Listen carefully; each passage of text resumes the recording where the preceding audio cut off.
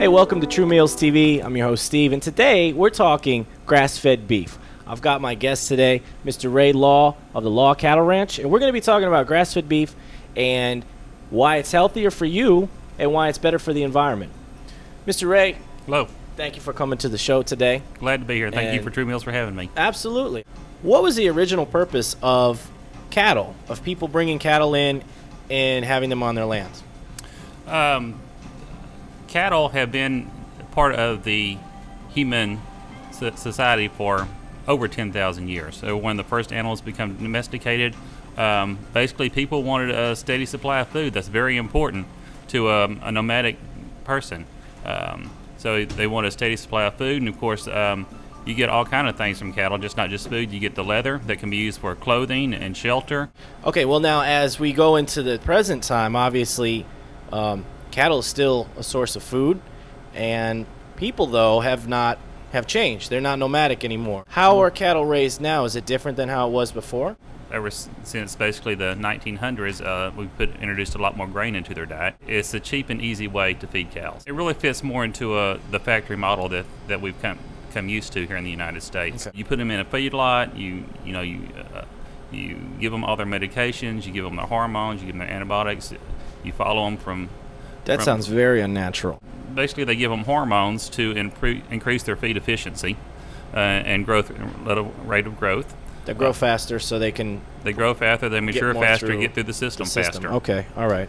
And they give them antibiotics, kind of like a preventative, to make sure that they don't get sick. Wow. In fact, about 70% of the antibiotics used in the United States are for animals.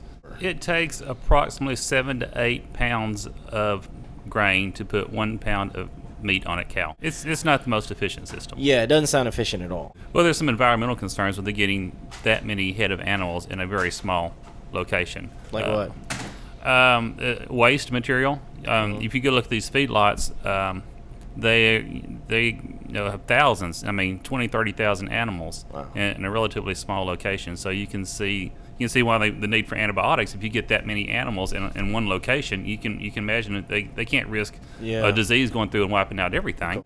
That's all not what you do. No. You do grass-fed beef. I believe that it's a much more natural system. Cattle are basically free range. I have about 1,300 acres. They're in East Harris County. Okay.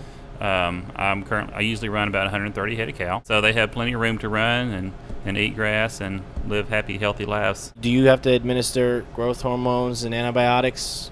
No, my cows receive no growth hormones. There's no need for antibiotics. Every once in a while one will get injured, right? And and for infection purposes, I might give them antibiotics, but then they're taken out of my feeding program and dealt with elsewhere. They're not for human consumption. Tell me first about, and this is probably the first question most people have, is the taste different from grass-fed beef versus normal grain-fed beef?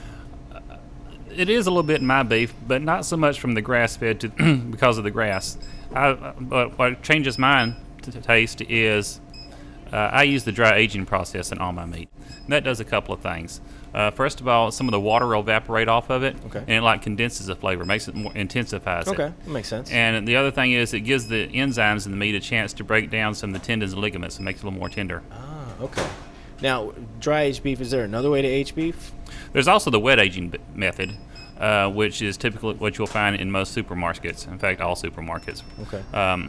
What that is as soon as the animal is killed, it's packaged immediately. Okay. And that way, and they figure that the aging process will happen while it's wrapped up, from the consumer to store, giving it the chance for the enzymes to break down the tendons and ligaments. However, none of the water will evaporate because it's not exposed to air. That's right. It's wrapped in plastic immediately, and of course that's what they want because they sell it by weight. The more water it contains, the heavier it is. They can sell that water. Is grass-fed healthier because it doesn't have all those growth hormones, antibiotics, and other things going through it before it gets to your table? Whether or not the hormones are detrimental to human life is highly controversial, and it's very difficult to study. But just logically, you would say, I really don't want any extra hormones in me that don't belong there. Yeah.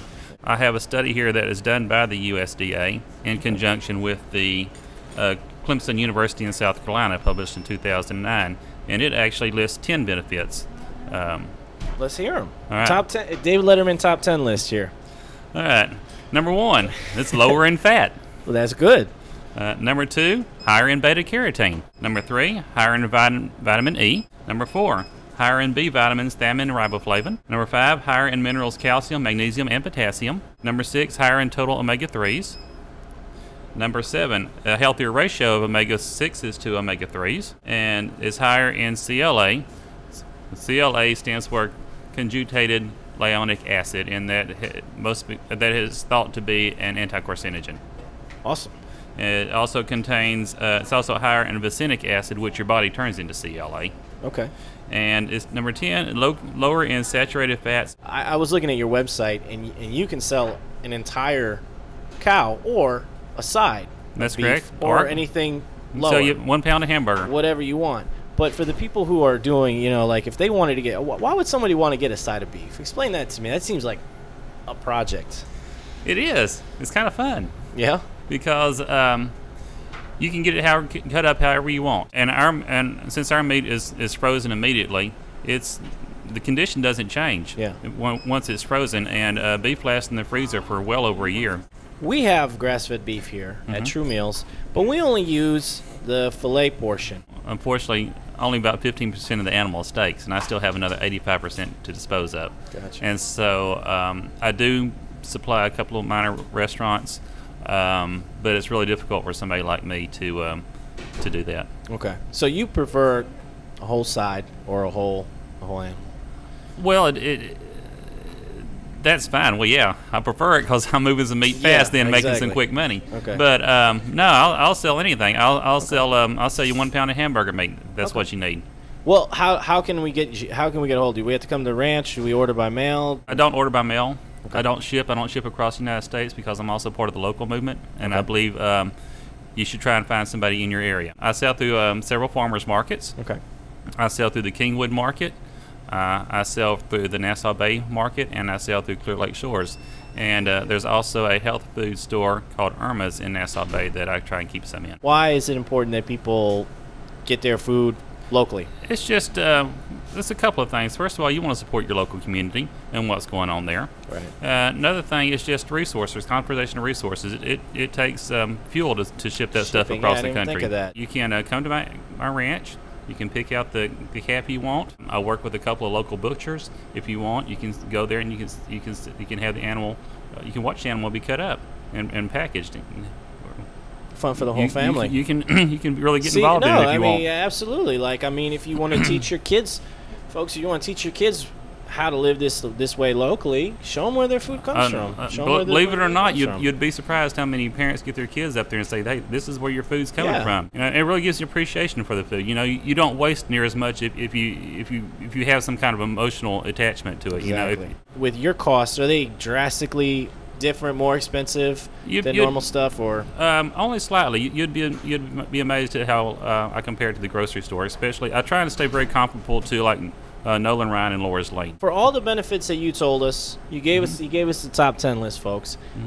The environmental benefits, possible health benefits, just the fact that why would you want to have hormones and antibiotics through your food before you eat it? We don't know if it does anything bad to you, but does it really make any logical sense if you could do without it? I'd rather not have it. So for all these great things and a great cost, how can you not go wrong? Folks, you need to contact this man here. Best way to reach him, probably his website, lawranch.com. Mr. Ray, thank you very much for being on the show today. You taught us a lot of stuff. Folks, if you have any questions, you can either write me here at TruMeals, or like I said, go to lawranch.com and find out more information. We'll see you next week, and I don't know what the guest will be, but we'll have a good show for you. Take care.